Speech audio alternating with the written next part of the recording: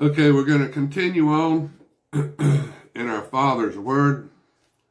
This is Ecclesiastes 12, verse 3.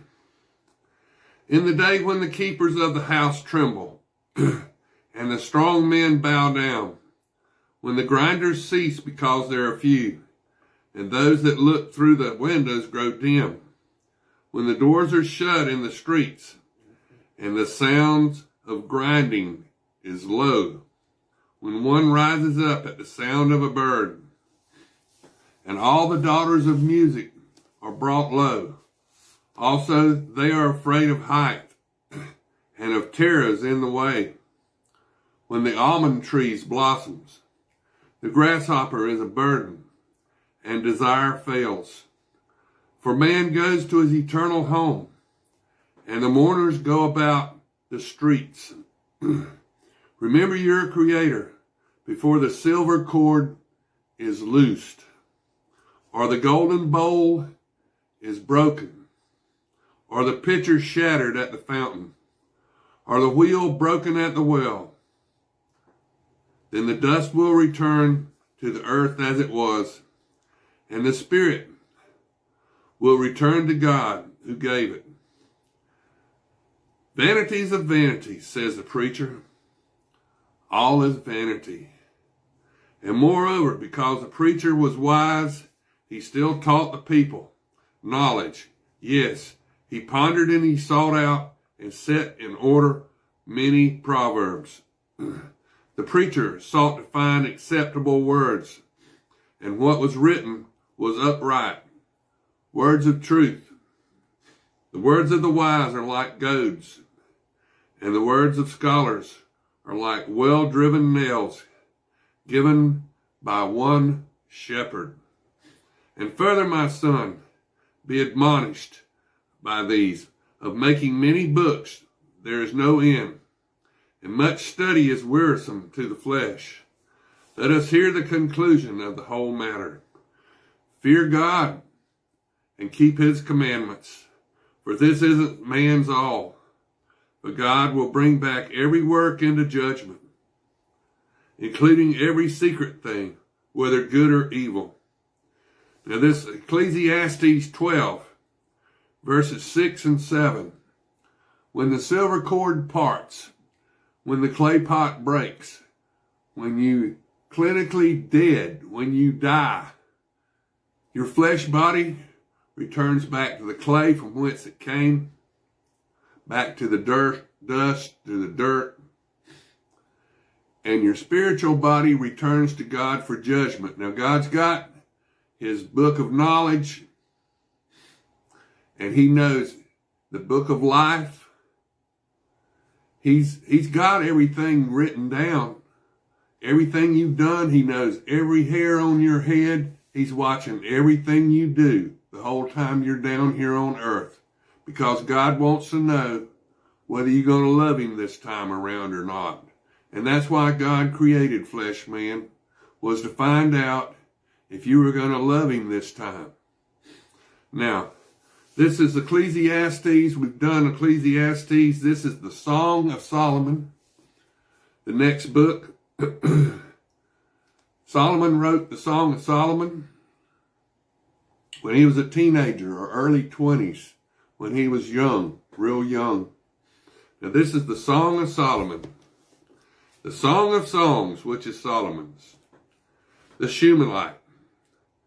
Let him kiss me with the kisses of his mouth, for your love is better than wine, because of the fragrance of your good ointments.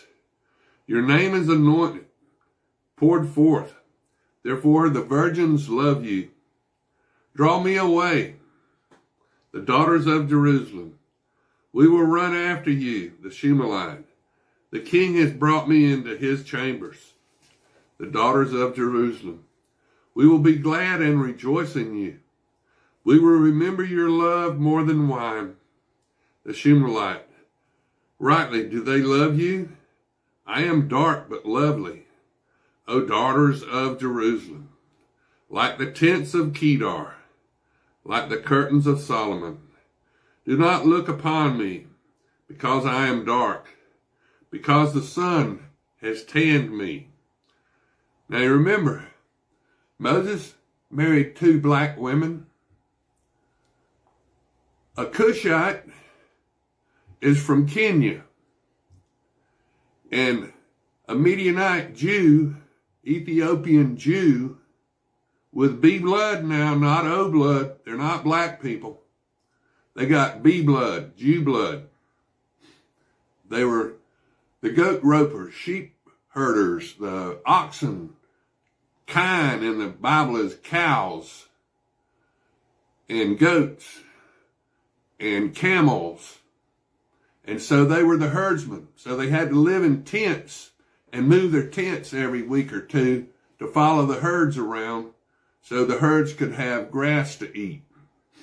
And so you had to follow the herds. Now the Egyptians, they were the farmers.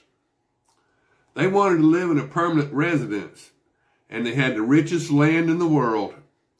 The breadbasket of the ancient world right there, the Nile River Delta. Every year, that Nile River would flood and bring them all kind of free fertilizer and plenty of water to grow melons, all kind of crops. The richest land in the world even today for growing cotton. It's the greatest land in the world, the richest land in the world right there, the Nile River Delta. The best cotton in the world is still grown there even to this day. Now, because the sun has tanned me, my mother's sons were angry with me. They made me the keeper of vineyards, but my own vineyard I have not kept. To her beloved, tell me, O you whom I love, where you feed your flock, where you make it rest at noon. For why should I be as one who veils herself? By the flocks of your companions? The beloved, if you do not know, O fairest among women, follow in the footsteps of the flock, and feed your little goats besides the shepherd's tents. I have compared you, my love, to my filly among Pharaoh's chariots. Your cheeks are lovely with ornaments, your neck with chains of gold. To the daughters of Jerusalem, we will make you ornaments of gold with studs of silver, the Shumalite.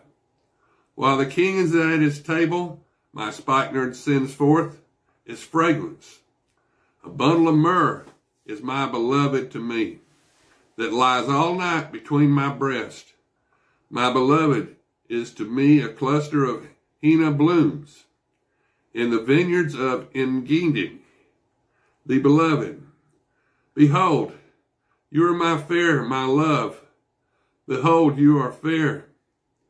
You have dove's eyes, the Shumalite. Behold, you are handsome, my beloved, yes, pleasant. Also our bed is green. The beams of our houses are cedar, and our rafters are of fir. Now this is the Song of Solomon, chapter 2. I am the rose of Sharon, and the lily of the valleys, the beloved, like a lily among thorns. So is my love among the daughters, the Shumalite, like an apple tree among the trees of the woods. So is my beloved among the sons.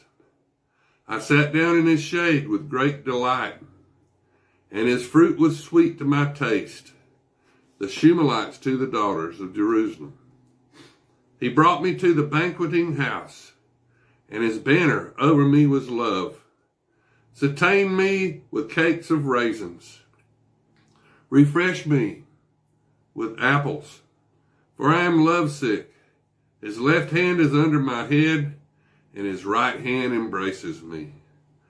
I charge you, O daughters of Jerusalem, by the gazelles or by the does of the field, do not stir up nor awaken love until it pleases.